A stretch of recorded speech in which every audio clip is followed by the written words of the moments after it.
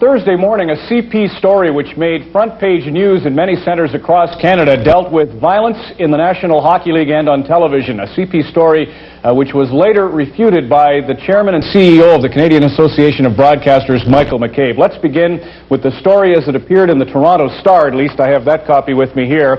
The headline was, "New TV Code would KO those ugly hockey brawls." In the story, it claimed the proposal unanimously approved by the Board of Directors of the Canadian Association of Broadcasters, but still under discussion with the Federal Broadcast Regulator, which is the CRTC, would see television cameras turn away from fights when they break out during the course of hockey games. Obviously, a lot of hockey fans, television commentators and broadcasters nationwide were struck by the story. Michael McCabe, as I say, who represents the CAB, quickly came out with a statement that, in essence, termed the report inaccurate. He went on to say, "Obviously, the television coverage of the games is a matter that falls within the purview of organized hockey. The intent of their draft code." Keith Spicer, the chairman of the CRTC, has asked all broadcasters in Canada to draft codes that would deal with violence on television. The intent of the CAB's draft code provision is that broadcasters should not exploit violent aspects of sporting events. Would have been great to hear from Michael in after 40 minutes today. We offered several opportunities, anytime, any place, for members of the CAB or Michael himself to come on the program, in that hockey's been implicated and the word violence has been attached, but they declined, apparently too busy with working on communication and the future of that in Canada. One gentleman who was involved in this story, which came out Thursday and is with us this evening, is Michael D. Smith, who is the director of the LaMarche program on violence at York University in Toronto. Mike's involvement in the story is as follows. He has done a study on the subject of violence in hockey, and in the article it said Smith carried out a large random survey of Toronto hockey players, young Toronto hockey players, asking them whether they had learned illegal ways to hit an opponent by watching professionals on TV. Some 60% said they had. Joining me in the studio is Mike Smith. Mike, your reaction to your involvement in the story, how did that come about? I'm not really quite sure. I got a phone call on the day the story broke, or no, the day before, from a reporter who I thought was calling from Ottawa, asking me had I heard about this news, and I said no. He told me of the news and then asked me my opinion on it and what I knew about the subject and so forth. And in the course of our conversation, I mentioned the study I had done some years ago, and that's how it got into the Star. When was this study conducted? The study was done a long time ago, in the late 1970s, in fact, and it was published in a variety of places and talked about in the media at that time.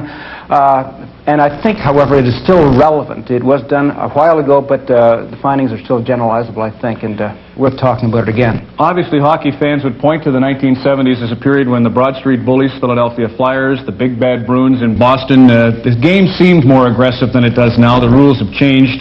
Don't you think that changes, perhaps, the findings? Well, the professional game has changed, although how much I'm not quite sure. There's been some cosmetic changes. I don't think fundamentally it has changed over many decades. In fact, players still fight, for example. We don't have the mass brawls, that's true, but we still have dirty play and cheap shots and illegal use of the stick that results in injuries and lots of fighting, so I don't think that it has changed fundamentally. And you can't prove that it's changed or not changed by calling on statistics such as penalty minutes, because they vary within a season and over the seasons, depending on whether there's a decision to crack down on penalties and so forth. So I think it is relevant. I'd like to follow on the point, though, that you feel what's happening, let's say on Hockey Night in Canada, has an impact on youth who are watching. Explore that and try and further that theme. Well, I'll refer again to the study. We did ask what they had learned, and a significant portion of the players said they had learned a variety of dirty tricks, acts of violence, how to fight and so forth, the techniques of fighting and other acts of violence. We then asked them to describe what they had learned, and they did so, sometimes in colorful detail. How to trip properly is a phrase, a response that stays in my mind, as a matter of fact. We then asked another question: how often have you performed what you learned in your own games this past season? And about two-thirds of all the players said at least once, and most of the players said many times. So this is pretty concrete, direct evidence, I think, that players learn these things from watching the pros on TV, and they perform them in their own games. Mike, you deny that the question was leading in any way, shape, or form, and that's the only concern I had, that perhaps if you ask a youngster, do you learn tactics such as these from NHLers, they might think it's cool to say yes. Well, there's always that possibility, but there are a variety of ways of doing this kind of research that guard against that, and it's far too complicated to go in now, and it would take too much time, but I can say that the study was done very, very carefully. And there's no evidence, in fact, that players responded in the way that you suggest they could. No, and you have done a lot of very credible work in this area, and I'm not disputing that. We only have enough time for one point that I think should be covered. With the CAB, who are private broadcasters, wouldn't affect the CBC or pay-in specialty services like TSN, but would you like to see this direction taken, that cameras pan away from, seems like censorship to me, but what's your thought on that? I have mixed feelings about it. I found it intriguing because for one thing, it focuses attention on the problem of violence in professional hockey and in fighting in particular, and it gets people thinking and talking about it, and I think that is good. On the other hand, as you say, it smacks of paternalism and censorship, and that bothers me a lot. I would much prefer to see a different course of action considered. I don't know how realistic it is, but it's maybe more realistic than what has been considered now. The verbal commentary that accompanies a fight is very, very important, and it seems to me much of the time that I watch now, the color commentators and the player men, the play-by-play guys, commend the fights and the fighters and the tough guys and talk about the best 10 fights of the season and who has the best right hand in the game, and sometimes they do this, they out-and-out cheerlead the fights and the fighters, and sometimes they condone it simply by not condemning what, after all, is against the official rules of the sport, and it could be argued in many instances the law of the land.